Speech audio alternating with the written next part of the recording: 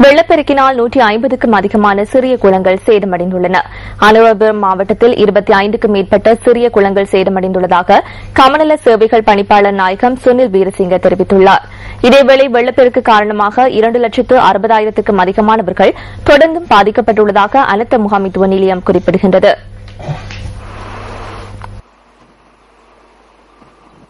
வவுனியாவில் தொடரும் கடும் மழையால் ஆயிரக்கணக்கான மக்கள் சிரமத்தை எதிர்நோக்கியுள்ளனர். கடந்த ஓரிரு தினங்களாக பெய்து வரும் கடும் மழையால் வவுனியா மாவட்டத்தில் உள்ள அநேகமான குளங்கள் பெருக்கெடுத்துள்ளன. இந்த நிலையில் வெள்ளத்தால் தடைப்பட்டிருந்த A9 வீதியூடான போக்குவரத்து இன்று அதிகாலை முதல் வழமைக்கு திரும்பியுள்ளது.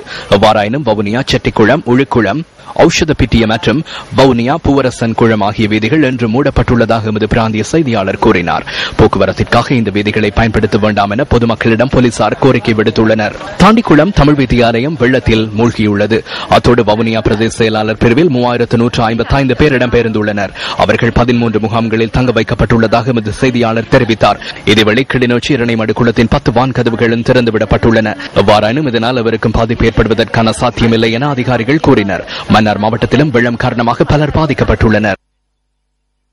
புலனறுவை மாவட்டத்தில் 750 குடும்பங்களைச் சேர்ந்த 2,840 பேர் 16 தற்காலிக முகாம்களில் தங்க வைக்கப்பட்டுள்ளதாக அனர்த்த முகாமைத்துவ நிலையம் தெரிவித்துள்ளது. அதிக மழை காரணமாக புலனறுவை மாவட்டத்தில் பராக்கிரம சமுத்திரத்தில் 6 வான்கதவுகள் தொடர்ந்தும் திறக்கப்பட்டுள்ளன. இதனால் புலனறுவை மட்டக்களப்பு பிரதான வீதியூடான போக்குவரத்து தொடர்ந்தும் தடைப்பட்டுள்ளது.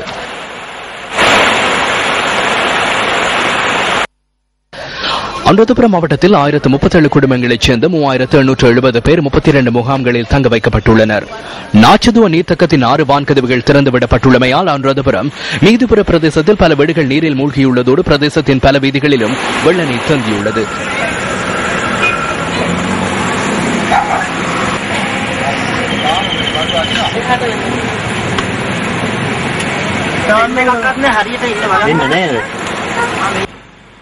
வெள்ளப்பெருக்கு காரணமாக அனுராதபுர திறந்தவெளி சிறைச்சாலையின் செய்கைகளுக்கும் பாதிப்பு ஏற்பட்டுள்ளன.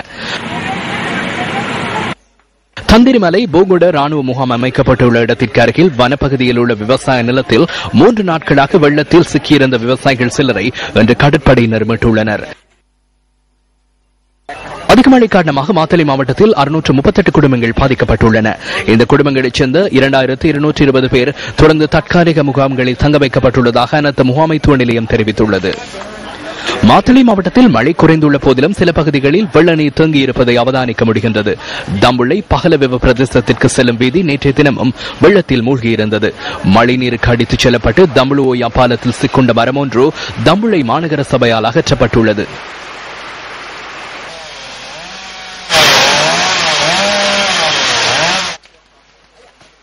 தம்புள்ளை நிரகோல வீதியின் பாலமும் வெள்ளத்தில் அடித்துச் செல்லப்பட்டுள்ளது. பிரதேச மக்கள் ஒன்றிணைந்து தற்காலிகமாக பாலம் ஒன்றை நிர்மாணித்துள்ளனர்.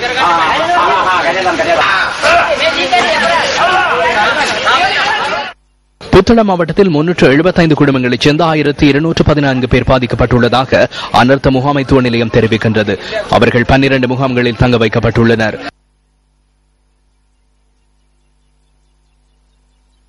கலாவோயா பெருக்கெடுத்துள்ளமையால் மன்னார் எலுவான் குளத்தின் பழைய எலுவான் குள கிராமம் நீரில் மூழ்கியுள்ளது.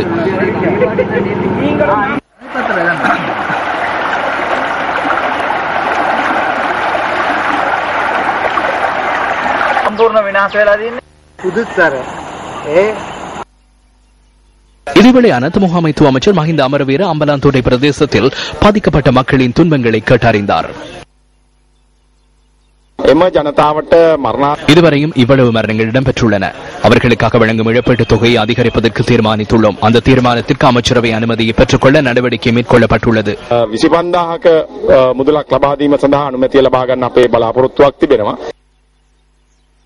அதிக மழை காரணமாக விக்டோரியா நீர்த்தக்கத்தின் நீர்மட்டம் நேற்று முதல் அதிகரித்து வருகிறது. விக்டோரியா நீர்த்தக்கத்தின் வான்கதவுகள் தன்னியக்க முறையில் திறக்கப்பட்ட காட்சிகள் இன்று எமது கேமராக்களில் பதிவாகியது.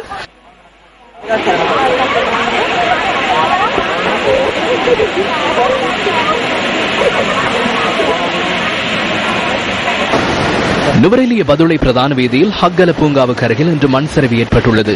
இதன் காரணமாக இன்றும் இந்த பாதையூடான போக்குவரத்துக்கு இடையூறு ஏற்பட்டுள்ளது. இன்று காலை பதுளை உருகுணவில பகுதியில் வீடொன்றின் மீது மரம் ஒன்று விழுந்தமையால் வீட்டுக்கு பாரிய சேதங்கள் ஏற்பட்டுள்ளன. இந்த அனர்த்தத்தின் போது எவருக்கும் பாதிப்புகள் ஏற்படவில்லை என எமது பிராந்திய செய்தியாளர் குறிப்பிட்டார். go